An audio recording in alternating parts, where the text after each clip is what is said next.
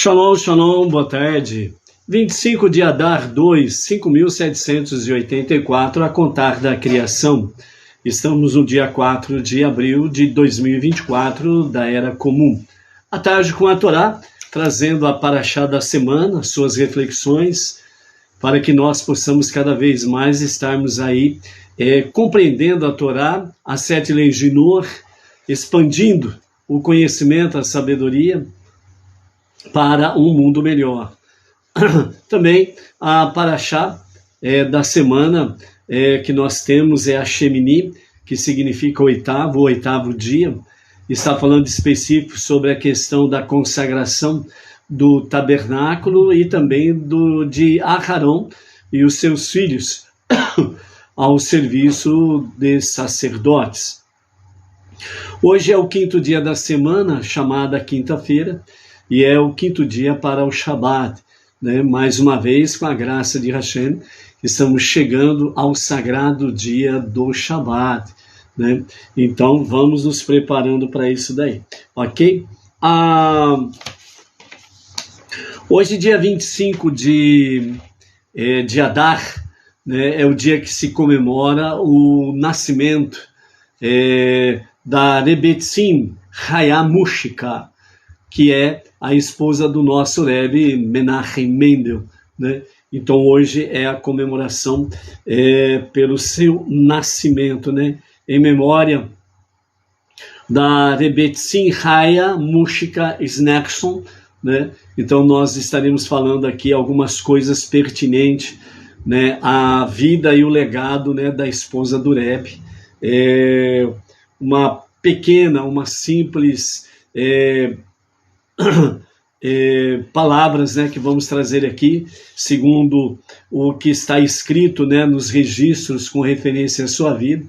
É um pequeno tributo, né, um simples tributo em memória da Rebbetzin Chaya Mushka Snechson, a esposa do nosso Rebbe, ok?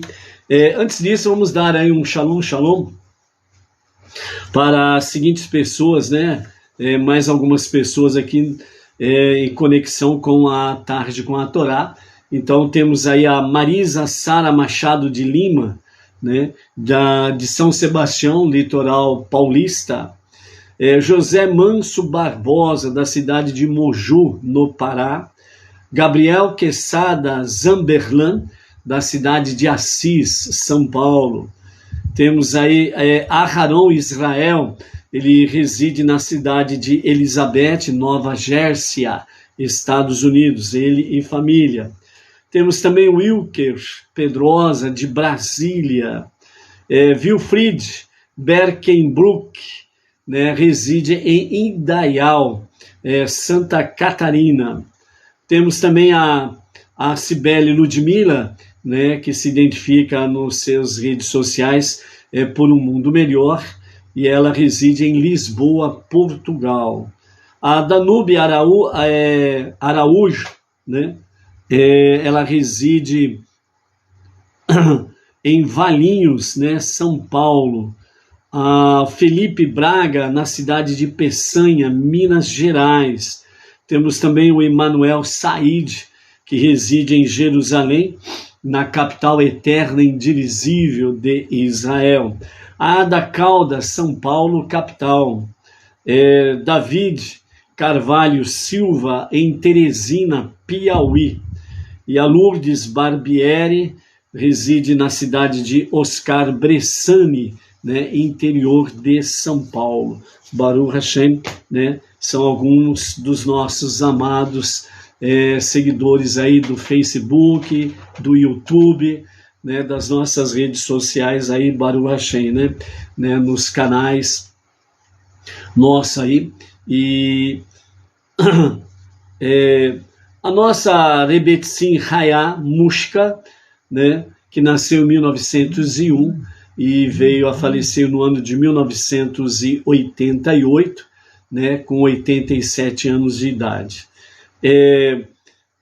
Ela nasceu em Barbinovik, próxima à cidade russa de Lubavitcher, né? Então, Lubavitcher, né, para não parar dúvidas, é o nome de uma cidade. Então, o Rebbe de Lubavitcher, né?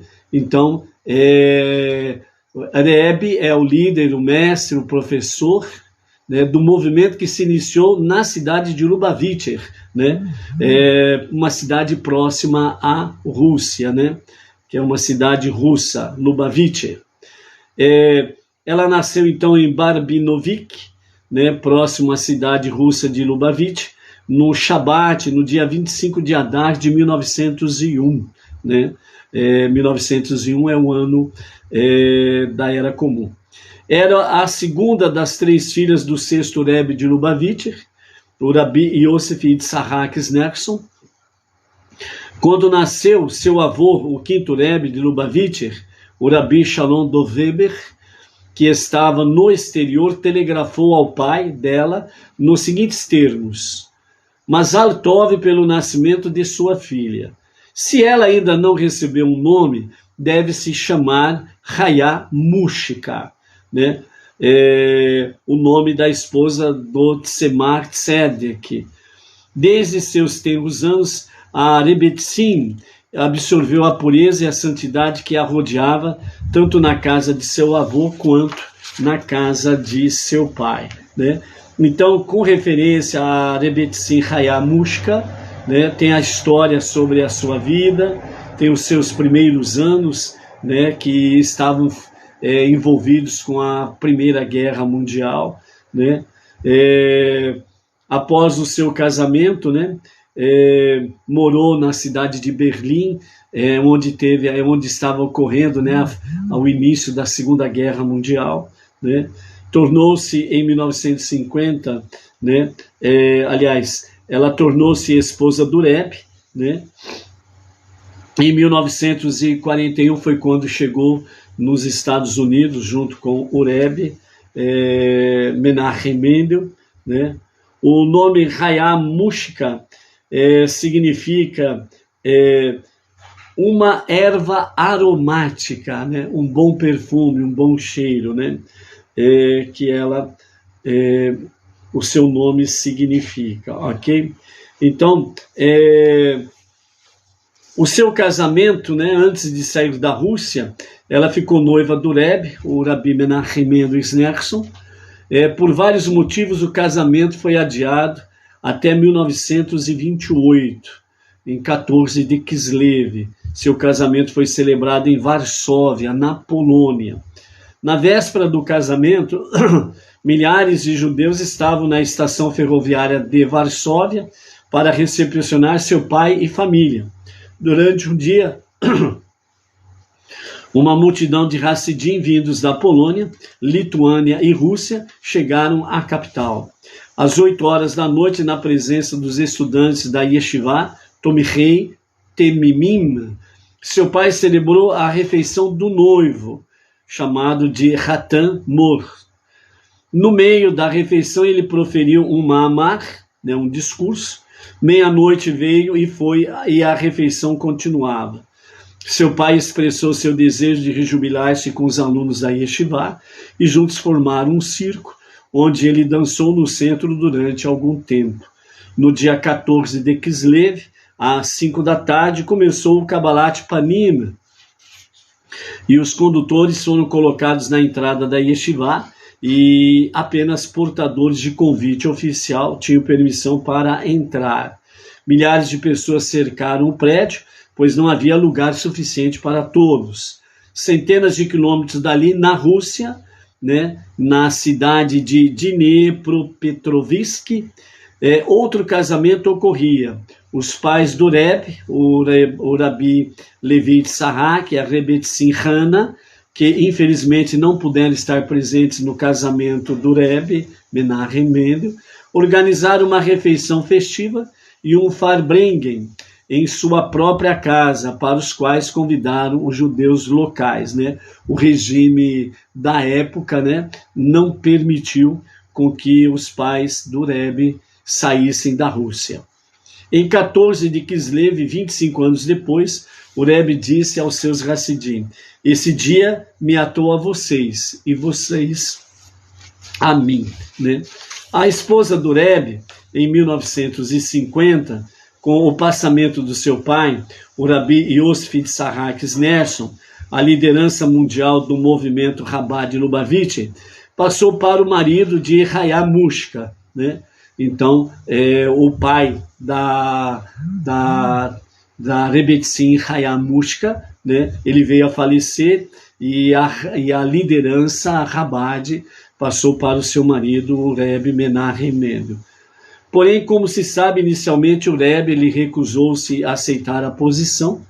Foi sua esposa, a Rebbetzin, que não obstante o enorme sacrifício pessoal que isso traria para ela e para o seu marido, ela persuadiu a aceitar a liderança, dizendo: é simplesmente impensável que os 30 anos de total autossacrifício e realizações de meu pai acabem em nada, que Deus não o permita. Uma mulher sábia e erudita, a Rebbetzin Hayam Mushka, carregava o manto de sua posição reverenciada e superior, de maneira mais humilde e despretensiosa. Em toda a sua vida, ela cumpriu o ideal de a honra da princesa está em seu interior. Quando ligava para o escritório do Rebbe, no 770, ela sempre se referia a si mesma como Senhora Snerson, de President Street. Gentil e cortês com todas as pessoas, a Rebbetzin via seu papel como inteiramente dedicado à obra de seu marido. Mesmo quando transmitia conselhos a quem a procurava, ela repetia as palavras do Rebbe com precisão, assegurando-se de ser compreendida como queria o Rebbe que desse aqueles conselhos. Hayá significa vida, e Mushka, né, significa exatamente uma erva aromática, ou seja, uma vida aromática, significando de dar o nome da Rebbetzin para uma menina, né, quando lhe foi pedido, né, um conselho nesse sentido. Ela simplesmente disse: podemos demonstrar que os filhos dela estão vivos ao tirar uma lição de sua conduta e nos conduzirmos em seu espírito de maneira de autossacrifício. Então, o Rebbe deu essa resposta quando lhe foi perguntado se poderia colocar o nome, né, de Hayam Mushka para sua filha, né? Então ele respondeu dessa maneira. Isso é mais ainda verdadeiro quando se dá seu nome a uma criança e a treinamos para seguir o seu exemplo. Afinal, este é o aspecto mais básico de seus filhos estão vivos, assim também ela está viva. A Rebbetzin não teve seus próprios filhos. No entanto, quando uma criança a visitou em sua casa e perguntou-lhe: onde estão seus filhos? Ela respondeu que os Hassidim eram seus filhos. Em retribuição, hoje, milhares de meninas, né, receberam o nome Hayam Mushka. Sua impressionante postura real, seu suave senso de humor e sua maneira de compaixão, consideração e sensibilidade a tornaram querida por todos. Ela permanece inesquecível para todos que a conheceram, né? O seu legado nos relata, né, na sua questão de biografia, na tarde seguinte ao funeral, o Rebbe chamou o seu secretário, o rabino Yehudá Krinsky, e, entre outras coisas, instruiu para, tão logo fosse possível, criar um fundo de tzedakah em nome da Rebbetzin, de abençoada memória. Antes do final de Shivá, né, Keren HaHamesh, foi criado um acróstico das primeiras letras do nome Harabanit Hayam Mushka Snerson, né, Keren HaHamesh, né, que é um acróstico do nome da Rebbetzin. Na sede mundial de Lubavitch, que ainda serve para várias causas beneficentes, especialmente fins sociais e educacionais para mulheres. Nos anos seguintes, o Rebbe distribuiu somas significativas deste fundo para instituições e indivíduos rabades em todo o mundo, através deste fundo social em memória, né, da Rebbetzin. No domingo, dia 24 de Adar de 1988, foi marcado pela pedra fundamental do Campus Hamesh, em memória da Rebbetzin. Próximo ao término desse evento solene, o próprio Rebbe chegou repentinamente. Da janela do carro, o Rebbe entregou para o rabino Avraham Shementov $470, equivalente ao valor numérico de Hayá Mushka, do seu nome, dizendo: estou a caminho do Ohel e a visitarei seu lugar de descanso também. Hoje é seu aniversário e esta soma é minha participação e a dela neste nosso edifício. Hoje o Campus Hamesh é a maior escola judaica para meninos no mundo. Nos anos seguintes de seu falecimento, centenas de instituições Chabad Lubavitch ao redor do mundo foram criadas em sua memória. Muitos levam o seu nome e diversas publicações e periódicos são dedicados à sua memória. Na segunda-feira, dia 25 de Adar de 1988, né, o aniversário da Rebbetzin, o Rebbe anunciou uma campanha especial de aniversário em homenagem à Rebbetzin. Esta campanha popularizou costumes de aniversário, como aumentar o estudo de Torá, a prece e doar para a caridade neste dia. A campanha também encorajou a todos, mesmo crianças, para promover uma reunião festiva com familiares e amigos, né?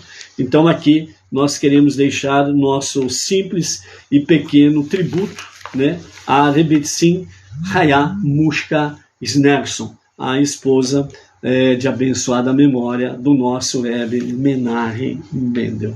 Ok? Baruch Hashem. Adentrando na nossa parashá na nossa aliá de hoje, na nossa leitura de hoje, nós estamos no capítulo 9 de Shemot, né? Aliás, de Vaikra, Levítico, né? Na parashá Shemini.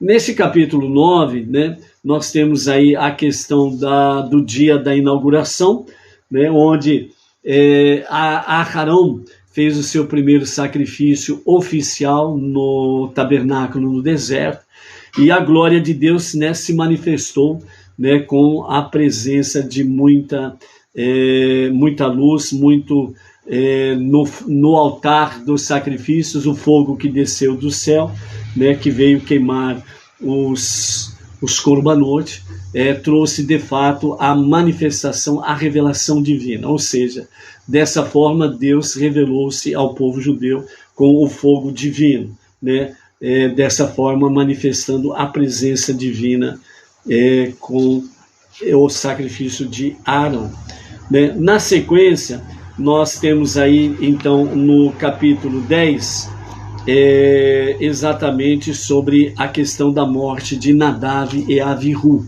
né, os dois filhos mais velhos de Aharon, certo? Então, no capítulo 10 nós temos os filhos de Aharon, Nadav e Avihu, cada um tomou o seu incensário, colocou fogo nele, e depois incenso. Eles trouxeram diante de Deus, no Hakodeshim, o Santo dos Santos, os trouxeram diante de Deus um fogo estranho, né? A tradução traz dessa forma, um fogo estranho, diante de Deus, que ele não havia lhes ordenado, ou seja, que Deus não havia ordenado para oferecer. O fogo saiu de diante de Deus e os consumiu, e eles morreram diante de Deus. Moshe disse a Aharon: isto é o que Deus quis dizer quando declarou: eu serei santificado por aqueles que eu escolhi. Assim eu serei glorificado diante de todo o povo. E Aharon permaneceu em silêncio. Então vamos ver alguns comentários que nós temos aqui, segundo a Hassidut, os ensinamentos racídicos, Chabad, né? Os ensinamentos de Rashi, né? Principalmente, que traz nesse sentido aqui, junto com também os comentários do nosso Rebbe Menahem Mendel. Então a Hassidut, ela diz para nós da seguinte forma: Porque Nadav e Avihu entraram no santuário embriagados com vinho, né? Que fala o fogo estranho. Então esse fogo estranho aqui, Rashi, ele começa a trazer para nós embriagados com vinho, né? Lembrando que o embriagar-se com vinho, o embriagar-se com bebida é um fogo estranho. Por quê? Porque tira a pessoa da sua normalidade, né? E dá, entre aspas, né, um fogo a mais para aquela pessoa, né? E então é esse fogo estranho, ok? Mas aqui no caso específico de Nadav e Avihu, antecipando, para que não paire nenhuma dúvida, o fogo estranho aqui não tem nada a ver com coisas negativas e destrutivas, ok? E nós vamos ver isso daqui. O pensamento racídico explica que eles não beberam de fato vinho físico, segundo os ensinamentos racídicos, Rabad, que o seu desejo não era pelo vinho per si, né? Não era pelo vinho físico em si, mas sim pela consciência espiritual elevada que pode ser obtida por meio da bebida. Aqui o ensinamento racídico ele está dizendo o seguinte, para nós simplificarmos a compreensão, que a bebida, o vinho, ele libera o consciente para o subconsciente.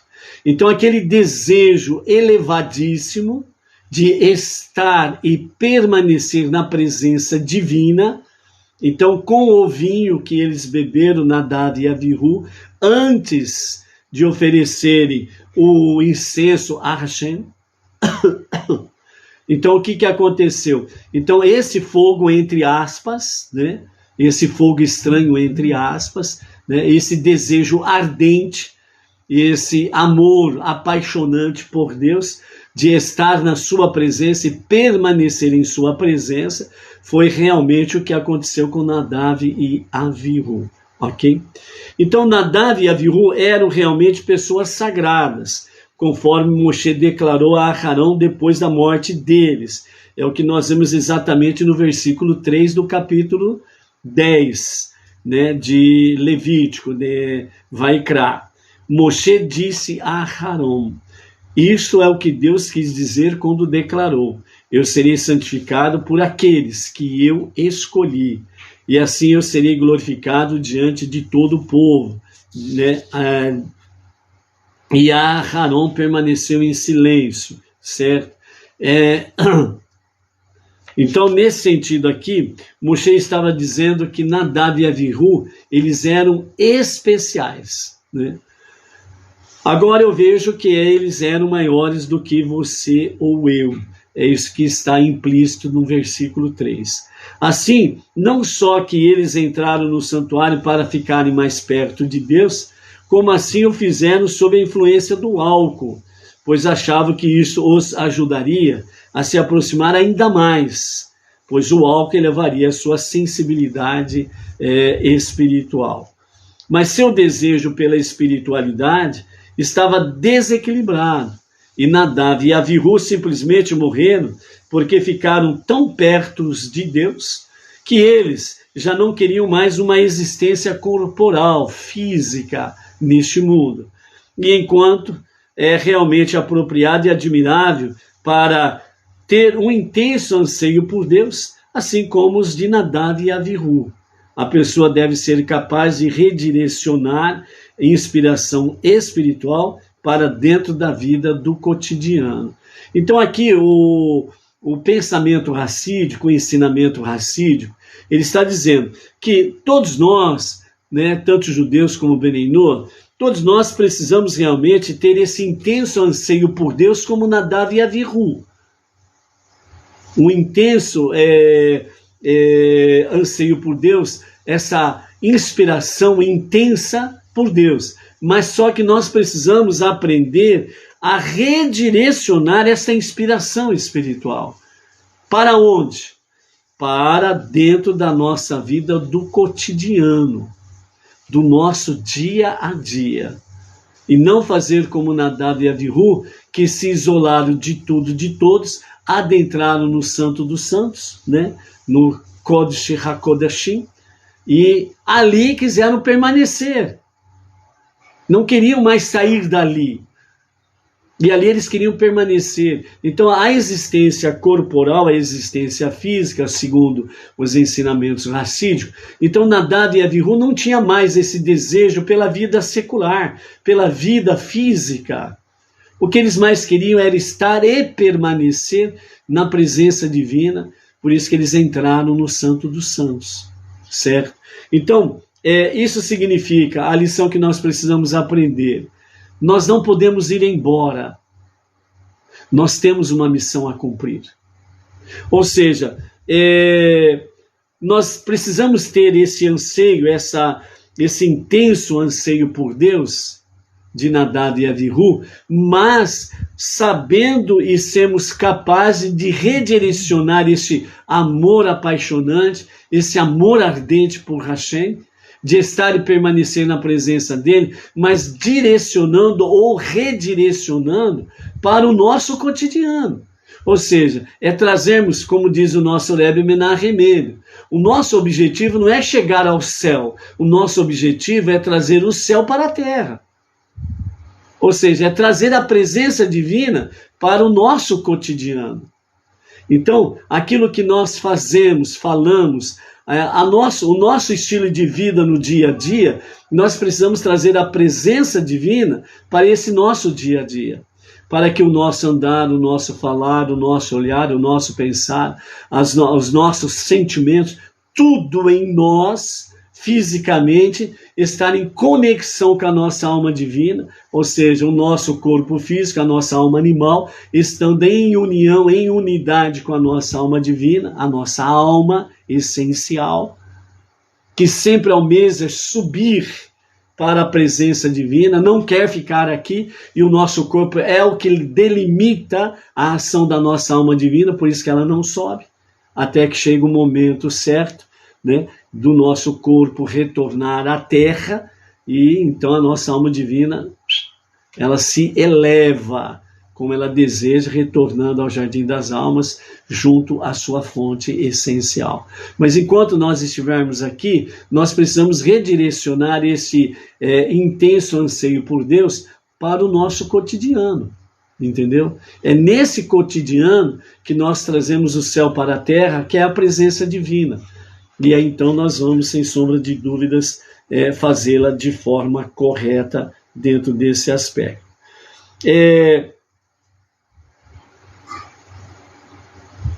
Outra coisa que nós podemos aqui destacar com referência a essa questão é o que Rashi traz para nós. Ou seja, Rashi ele diz assim: veio o fogo de diante de Deus e consumiu a oferenda queimada e a gordura do altar. É o que nós vimos ali no capítulo 9, né? Principalmente ali no finalzinho do capítulo 9, onde nós temos ali o verso 24 que fala: e veio o fogo de diante de Deus e consumiu a oferenda queimada. E todo o povo viu o fogo divino descendo do céu. Então, E com referência ao próprio capítulo 10 aqui, que é a morte de Nadav e Avihu, nós também temos no versículo 2, que o fogo saiu de diante de Deus e os consumiu, eles morreram diante de Deus, né? Então veja bem, o fogo divino, ele se manifestou na Avodá, no serviço, Avodá é serviço, na Avodá de Nadav e Avihu. Então, se houvesse um pecado, literalmente falando, né, de Nadav e Avihu, um pecado, né, o fogo divino, ele teria se manifestado e teria ido embora, teria consumido Nadav e Avihu e teria ido embora. Por quê? Porque o pecado afasta a presença divina do povo judeu. Mas só que o fogo que se revelou ali na questão da avodá, do serviço de Nadav e Avihu, não foi embora, ele permaneceu, significando que Hashem, ele aceitou o sacrifício, a oferenda do incenso de Nadav e Avihu. Mas Nadav e Avihu, né, esse fogo que se manifestou, ele realmente acabou matando Nadav e Avihu, né? Tanto Rashi como os nossos mestres, o Talmud e a Mishnah, né, os nossos mestres falam que assim que o fogo se manifestou na Avodá de Nadav e Avihu, 4 línguas de fogo se revelaram, sendo que 2 línguas de fogo adentraram pelas narinas de Nadav e as outras 2 pelas narinas de Avihu. E quando esse fogo adentrou pelas narinas de Avihu, certo? Então eles foram consumidos interiormente, né? Mas o corpo permaneceu intacto, ok? Permaneceu intacto. O fogo, ele adentrou pelas narinas de Nadav e Avihu. O que entre vários ensinamentos, um deles que nós precisamos destacar aqui é que por que estas chamas, elas entraram pelas narinas de Nadav e Avihu. Aí nós precisamos retornar no princípio, Bereshit. Precisamos retornar exatamente com a questão do pecado de Adão e Havá, Adão e Eva. E o que nós aprendemos nas lições, exatamente com referência ao pecado no Jardim do Éden? Então, os sentidos do ser humano, certo? Que é o quê? O paladar, a visão, a audição, o tato e o olfato. São os 5 sentidos do ser humano. No pecado original, né, o único sentido do ser humano que não participou do pecado foi exatamente o olfato. Os outros 4 se envolveram com o pecado. Ouviram o que não devia ouvir, falaram o que não devia falar, olhar da forma que não devia olhar, porque viu que o fruto era precioso, prazeroso, e o tato, onde pegou do fruto e comeu do fruto, né? Mas o olfato não participou dessas ações. Então foi o único sentido em que o olfato não participou do pecado original. Então o olfato ele permaneceu límpido. Vejam bem que Maimônides, Rambama, ele nos fala nas leis de Reis sobre a questão de Mashiach, que Mashiach ele julgará tanto o povo judeu como os não-judeus pelo olfato. O que significa isso? Que o olfato ele permanece desde o princípio puro. E é por isso que Mashiach vai julgar pelo olfato, o cheiro. Bom olfato, precioso olfato, perfumado olfato. Que fedor, que cheiro horrível. Ó, aparta daqui, ó. Entendeu? Então é nesse sentido. Então o que nós vemos aqui com a questão de Nadav e Avihu? O fogo santo desceu e entrou pelas narinas de Nadav e Avihu, que significa que Nadav e Avihu estavam prestando avodá, um serviço agradável a Deus. Mas por que eles morreram? É aí que está o problema. O redirecionamento. Eles estavam tão exaltados, eles estavam, a partir do momento que eles beberam vinho, e segundo a sabedoria judaica fala que Nadav e Avihu, um olhou para o outro, porque depois do capítulo 9, quando Aharão fez o primeiro sacrifício, a seu primeiro avodá no Mishkan, então o fogo do céu, o fogo santo desceu, queimou os sacrifícios, e ali permaneceu. E então isso mostrou que tudo foi segundo a vontade divina, agradável, e a presença divina, através do fogo, estava ali presente no meio do povo. Na sequência, o povo se alegrou e foi festejar. E nesse festejar, né, todos beberam vinhos. E, obviamente, Moshe e Aharão também beberam. Mas Nadav e Avihu bebeu além da medida.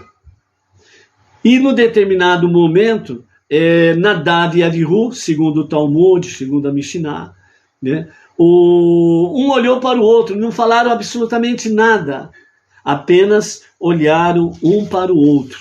E quando eles olharam um para o outro, os dois se entenderam, devido ao seu nível elevadíssimo espiritual.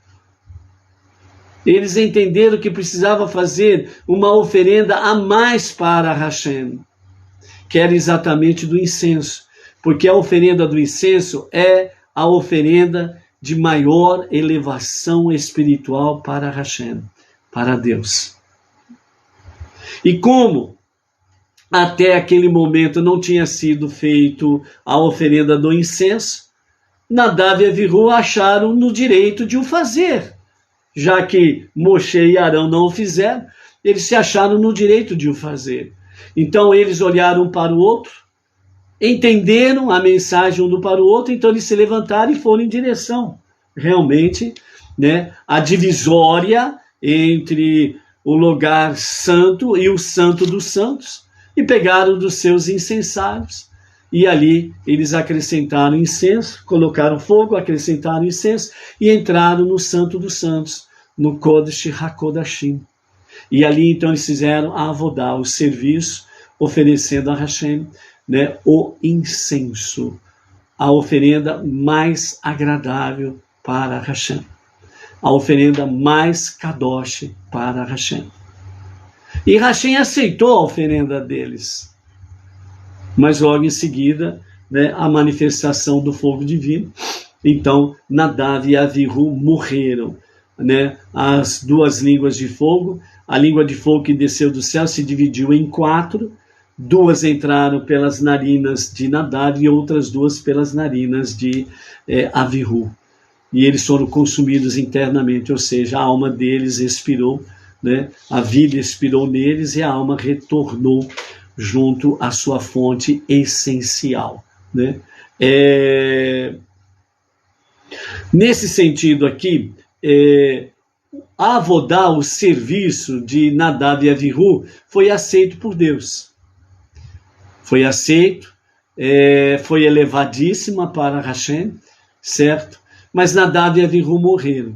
Então, outras coisas que nós aprendemos aqui dentro dessa questão de Nadav e Avihu, que foram punidos com a morte. Então tem vários fatores aqui. Um deles, eles não eram Kohen Gadol, e somente o Kohen Gadol podia adentrar no Santo dos Santos uma vez por ano, que era em Yom Kippur, no dia do perdão.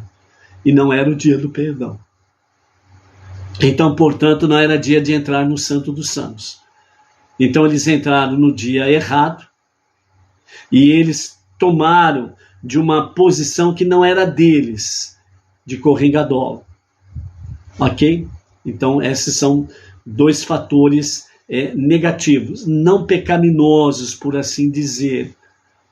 Negativos. Por quê? Porque através do intenso anseio por Deus, por estar na presença de Deus e permanecer na presença do Eterno, eles não souberam redirecionar esse amor intenso.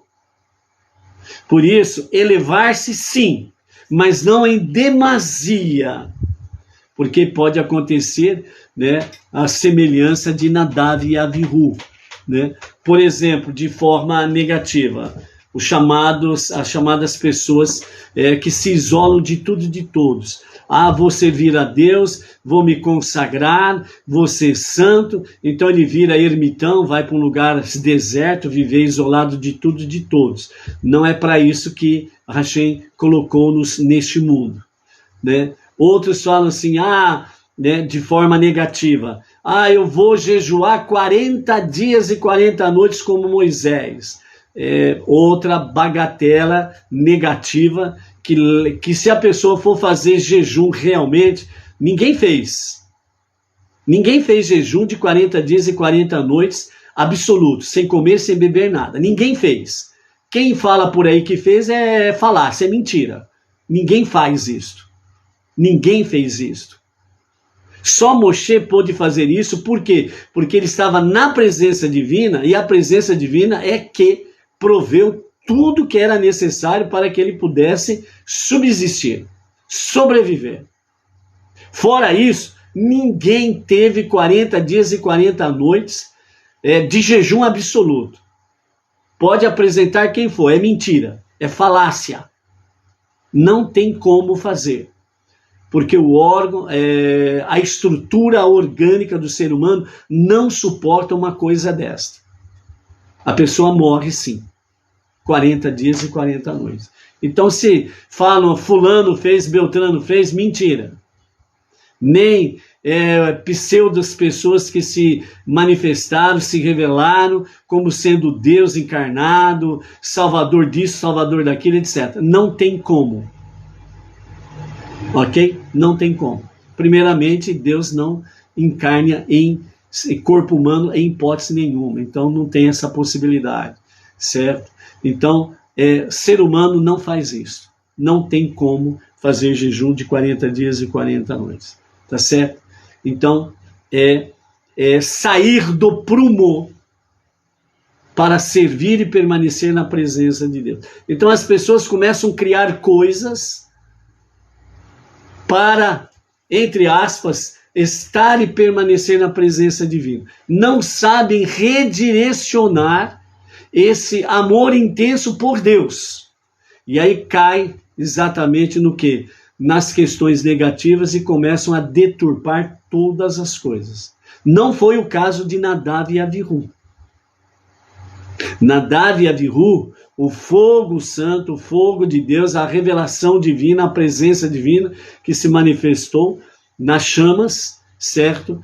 Aceitou a oferenda de Nadav e Avihu e recebeu a sua oferenda e recebeu eles realmente na sua fonte essencial, que as suas almas foram recolhidas ao Jardim das Almas, junto à sua fonte essencial, certo?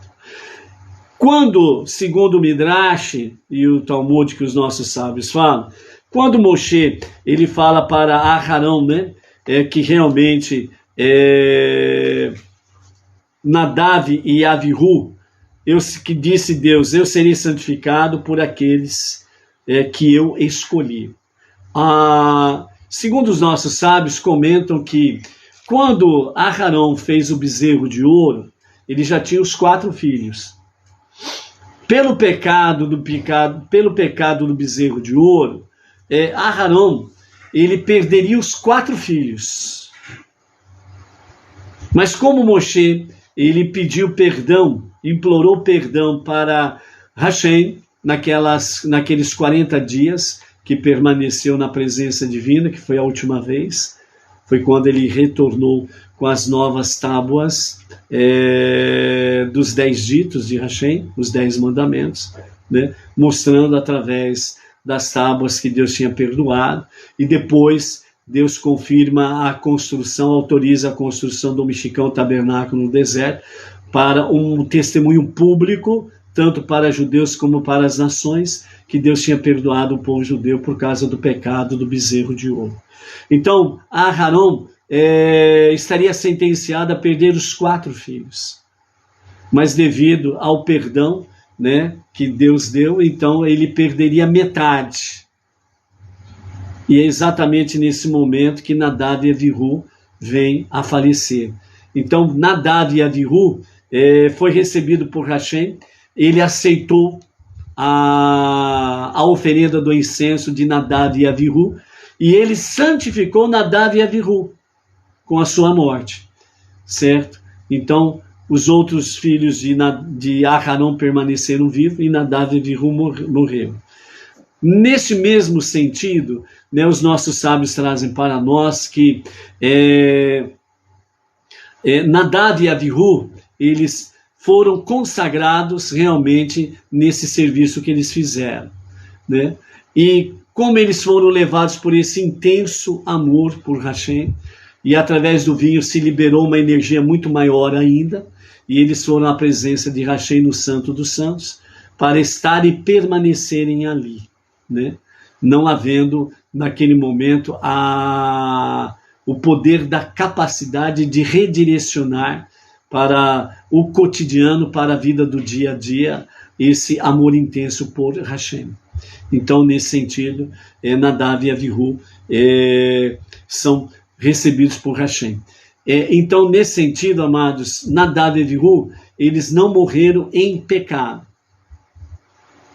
Mesmo alguns fatores negativos, mas não foram considerados, segundo os nossos mestres, para Hashem não foi considerado pecado, certo? Eles terem entrado com o vinho, né, tomado pelo vinho, de ter esse intenso amor nesse sentido. Também outra coisa que foi analisada pelos sábios, dizendo que Nadav e Avihu, até então, né, o incensário, né, ainda não tinha sido ofertado para Hashem, no caso. Então eles tomaram eles adiantaram em si a questão da oferenda do incenso, que seria para o dia do perdão, Yom Kippur, né, quando o Kohen Gadol assim o faria. Então, nesse sentido, Nadav e Avihu, sem pedirem orientação ou mesmo autorização para Moshe e Arão para entrarem no Santo dos Santos, eles tomaram uma decisão deliberada, movido pelo vinho e pelo intenso amor por Hashem, certo? Então, olhando desse prisma, Deus viu que não poderia Nadav e Avihu passarem impunes, porque aí todo judeu poderia pensar da seguinte forma: bom, se Nadav e Avihu fez e nada aconteceu, então eu não preciso mais de Moshe e nem de Aharon. Então eu posso fazer o meu sacrifício, eu posso a qualquer hora do dia ou da noite, a qualquer dia, a qualquer momento. Então seria aquela bagunça dentro do Mishkan e posteriormente dentro do Beit HaMikdash. Então, devido a isto, para servir de exemplo a todos, né? Então Nadav e Avihu, né, também perderam as suas vidas dentro desse aspecto, para que pudesse cair o temor e o tremor para com o povo, para que o povo pudesse realmente seguir o quê? Seguir a hierarquia, a disciplina, as orientações, ou seja, o que é Torá, né? Traduzido popularmente como leis, mas em si Torá é o quê? Torá é ensinamentos. Na Torá tem ensinamentos para conduzir a pessoa de forma agradável perante a presença divina e diante do próximo, ok? Então, nesse sentido, o que acontece? Acontece que nós precisamos aprender que dentro da vida, tanto secular como espiritual, em tudo existe disciplina, existe hierarquia, existe ordenamentos que devem ser obedecidos. Porque se cada um for fazer o que bem entende, vai virar o quê? Vira bagunça. Não restam dúvidas, vira bagunça. Entendeu?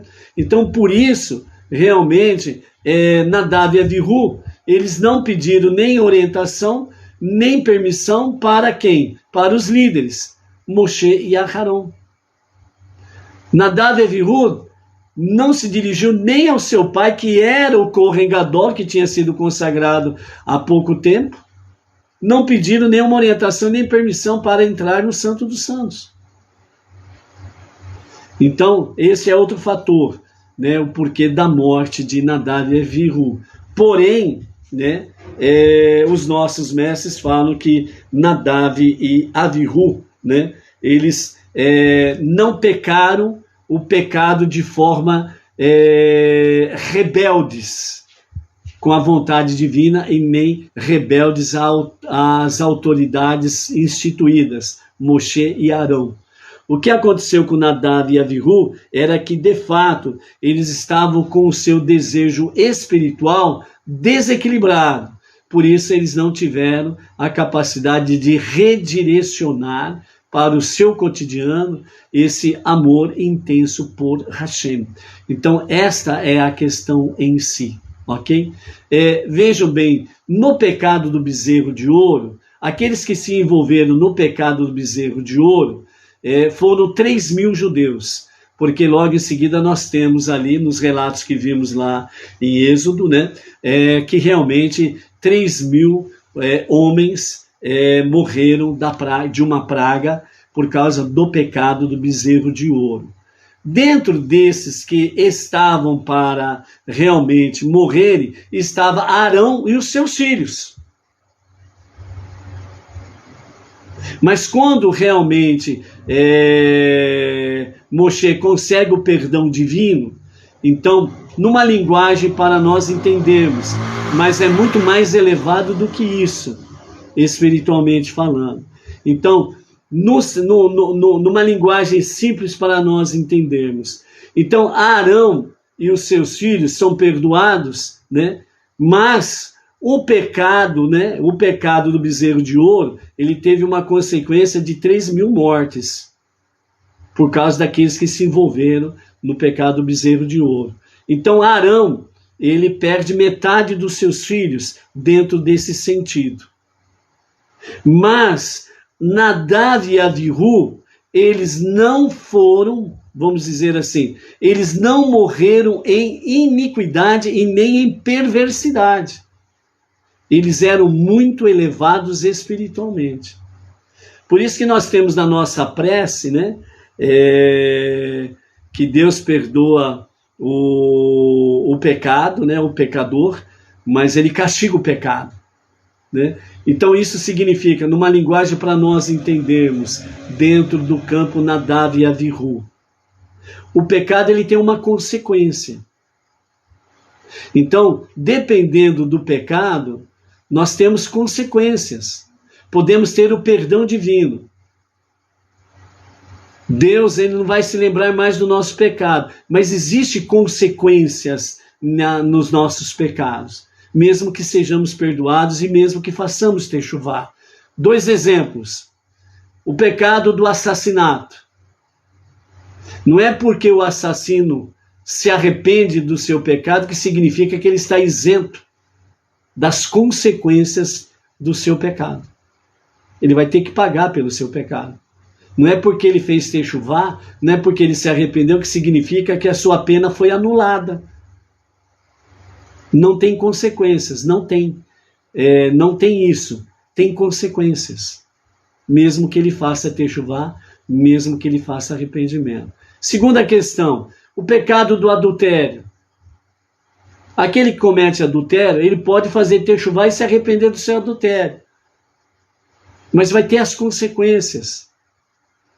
Aquele que foi traído, né, ou seja, o marido ou a esposa, sempre vai ter uma cicatriz.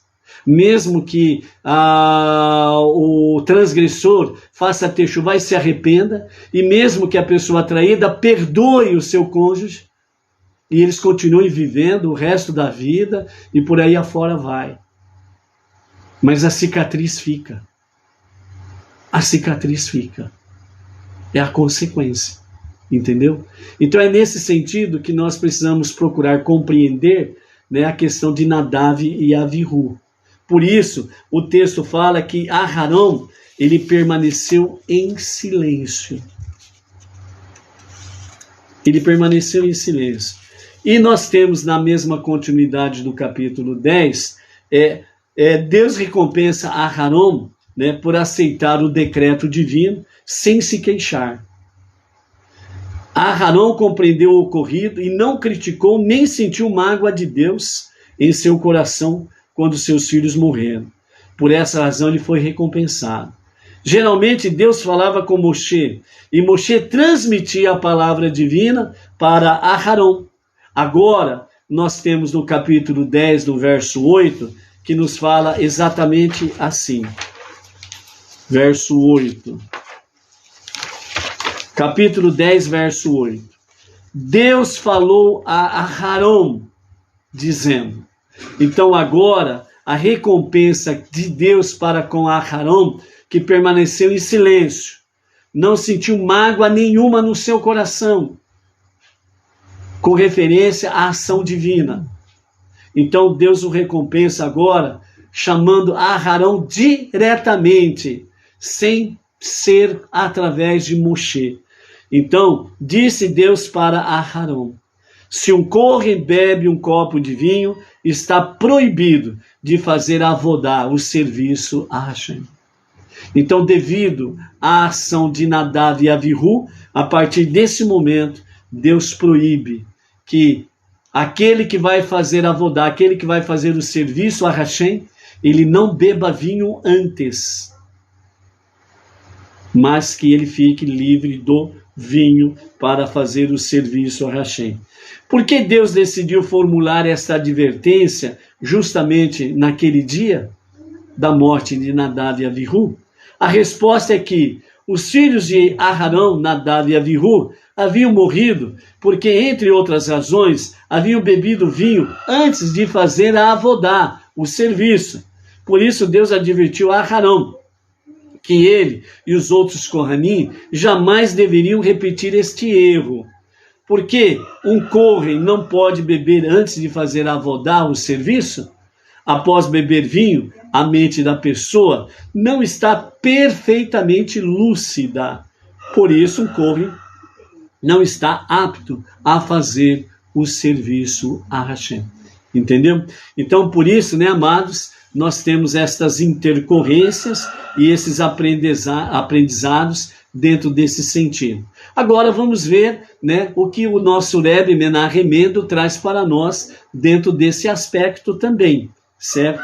Então, ele diz para nós, de acordo com isso que aconteceu com Nadav e Avihu, então o nosso Rebbe diz, controlar o êxtase é importante. O êxtase, aquele intenso anseio por um amor autêntico e verdadeiro por Hashem. Nós precisamos, de fato, controlar o êxtase. Então o nosso Rebbe diz, o fogo veio de Deus e os consumiu. Nadav e Avihu deixaram-se levar pelo êxtase daquele momento. Em seu íntimo, o seu intenso desejo de unir-se a Deus, expresso por meio de uma oferenda de incenso não autorizado, ascenderam a níveis espirituais ao ponto de sentirem que suas almas os abandonavam. Deste ponto de vista, a morte deles não foi um castigo, mas sim a realização de seu anseio de integrarem-se perto da essência de Deus. Ou seja, nessa questão dos dois filhos dos filhos de Aharon, certo? Morrerem nessa forma aqui, significa que Deus escolheu dos filhos de Aharon os mais elevados, ao ponto que Moshe disse a Arão, eles são mais elevados do que nós. Então vejam o nível espiritual de Nadav e Avihu. Por isso o êxtase deles foram realmente sem controle. Eles não tinham mais o desejo de viver a vida física neste mundo. O anseio e o desejo deles foi mas tão elevado, que eles quiseram partir. Não queriam mais ficar aqui. Então é por isso que os conselhos dos nossos mestres, do nosso Rebbe, partir não é um momento, a não ser que Deus mesmo nos diga o momento que é o momento de partir. Por quê? Porque nós temos uma missão a cumprir.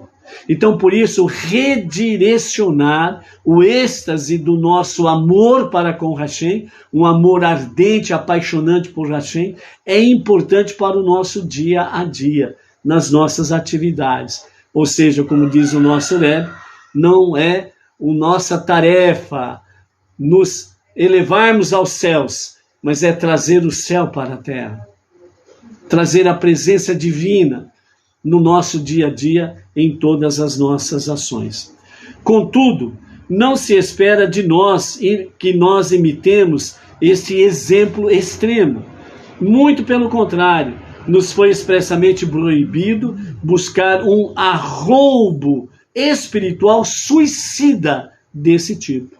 Então o nosso Rebbe Menahem Mendel, ele chama essa busca intensa por Deus, a semelhança de Nadav e Avihu, como um arroubo espiritual suicida desse tipo. Por isso, quando certas pessoas buscam este arroubo espiritual, eles acabam se desvirtuando, indo para caminhos tortuosos, indo para caminhos que realmente não tem nada a ver com a Torá e nem com a vontade divina. Então acabam fazendo coisas erradas, erradíssimas, e sem a presença divina, e aí acabam fazendo absurdos, né? O isolamento, né? Pessoas que ficam aí sem se alimentar corretamente e ficam estudando a Torá dia e noite e dia, né? E não, eu tenho que fazer isso, agora eu vou estudar a Torá noite e noite, não está escrito que não é para deixar esse livro de dia e de noite, então eu vou estudar, ele não dorme direito, não se alimenta, etc. Então ele acaba ficando maluco. O que traz para nós isso daí também, amados? Né? Principalmente no nosso meio Benei Noach, né? Há um arroubo espiritual dos Benei Noach. Por quê? Porque à medida que nós saímos da idolatria e adentramos no mundo do monoteísmo com fundamento judaico, certo? Como que nós precisamos redirecionar esse êxtase por Hashem na nossa vida? Primeiramente, nós precisamos compreender o que diz, né, o Pirkei Avot, né, a sabedoria dos nossos pais, que diz lá no capítulo 5, verso 1 lá, né, procure um rabino e siga-o, de forma mais simples, para assim dizer. Então significa o seguinte, nós precisamos ter um rabino que é o nosso orientador. Então, se nós estamos no monoteísmo com fundamento judaico e orientação rabínica, então, literalmente falando, quem é o nosso líder Benei Noach Brasil? O líder único é o Rav Yaakov Gerenstad. Ponto. Então esse é o nosso líder, esse é o nosso rabino. Então é ele que nós precisamos seguir as suas orientações. Tem outros rabinos próximos a ele? Tem. Então o rabino A diz, cerca de determinado assunto, ele fala Y. Mas qual é a orientação do nosso rabino líder? Rav Yaakov Gerenstad. Ele diz que nesse assunto nós precisamos seguir X. Então eu vou seguir o que ele diz, não o que o outro diz. Por exemplo, um exemplo simples de tudo. Então o nosso Rav Yaakov Gerenstad, né, de acordo com as comunidades, certas comunidades locais, certo? O nosso Rav Yaakov Gerenstad, ele autorizou nós usarmos a expressão Sinagoga Benei Noach. Mas tem outro rabino que não concorda. Ok. Mas quem que é o nosso líder? É o Rav Yaakov Gerenstad. Então ele diz que nós podemos usar a expressão Sinagoga Benei Noach. Então agora tem um outro rabino que diz que não é para usar. Então, o Benei Noach precisa fazer o quê? Mas o rabino X disse que não é para usar. Então está errado. Por quê? Porque uma sinagoga judaica, ela tem isso e mais aquilo dentro da sinagoga deles. Mas a sinagoga Benei Noach não tem isso e mais aquilo que aquela tem. Aí a pessoa ela começa a entrar em parafuso. Aí ela começa a ficar com dois pensamentos. E aí a sua ideia começa a ficar vai virar sua cachola, um verdadeiro inferno.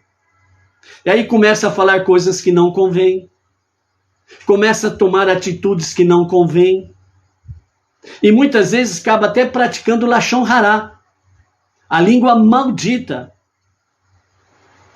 Começa a falar mal do nosso líder, do nosso rabino, começa a falar mal dos emissários, começa a falar mal daquela comunidade que está usando sinagoga Benei Noach, por exemplo. Então, a pessoa ela entra em inferno e quer fazer inferno na vida dos outros. Então, este arroubo espiritual, ele precisa ser redirecionado. Mas quando a pessoa fica atrás de vários rabinos, eu assisto tudo quanto é rabino, vira uma maionese na cachola dela e ela começa a tirar conclusões sem fundamento, apenas parcial. Mas porque aquele diz, esse não diz, porque ali tem, aqui não tem. E aí começa a ficar uma salada de maionese na cabeça da pessoa, e a pessoa entra num arrobo espiritual suicida. Então esse é um dos exemplos que nós precisamos aprender com Nadav e Avihu. E é isso que o nosso Rebbe está trazendo para nós podermos focar monoteísmo com fundamento judaico e orientação rabínica. Por isso a sabedoria dos mestres, a sabedoria dos nossos pais, porque Avot fala lá no capítulo 5, verso 1. Escolha um rabino e sigam. Se você escolher um rabino que diz, Benei Noach, não é para usar a expressão sinagoga. Se você está seguindo esse rabino, seja feliz com ele, mas não fica metendo o bedelho aonde outro rabino diz que pode usar. Entendeu? Ou seja, cada um seguindo o seu rabino, cada um seguindo a sua linha, não vai ter problema nenhum para ninguém. Não vamos falar daqui para lá e nem de lá para cá. Cada um seguindo o seu rabino, cada um seguindo a linha dos ensinamentos do seu rabino. Ponto final. Todo mundo vive feliz. Entendeu? Todo mundo vive feliz. Essa que é a realidade. Então é isso que nós precisamos entender, que o arrobo espiritual, ele precisa ser redirecionado de forma adequada. Ok? Então por isso, existem rabinos, e cada rabino tem a sua linha, de acordo com o seu aprendizado, baseado na Torá, e cada um segue a sua linha. Ponto final. Então não adianta nada você seguir um monte de rabino pela internet, né? Que tem para todos os gostos, né? Tem até falsos rabinos também, quem quer seguir falsos rabinos, que siga falsos rabinos também, que não tem problema, né? Não tem problema nenhum. Tem, por exemplo, aí rabinos, entre aspas, né, que se intitulam rabinos, mas eles eram da idolatria, depois mudaram para o mundo evangélico, depois passou por várias denominações, passou até pelo judaísmo messiânico, judaísmo nazareno, judaísmo pirata e companhia limitada, e de repente ele fala meia dúzia de palavras em hebraico e já se intitula, sou rabino. E tem pessoas incautas que só porque escuta fulano é rabino já sai que nem no arrobo espiritual suicida e corre atrás do falso rabino. E aí, minha filha, a sua vida vai virar uma salada de maionese que não vai...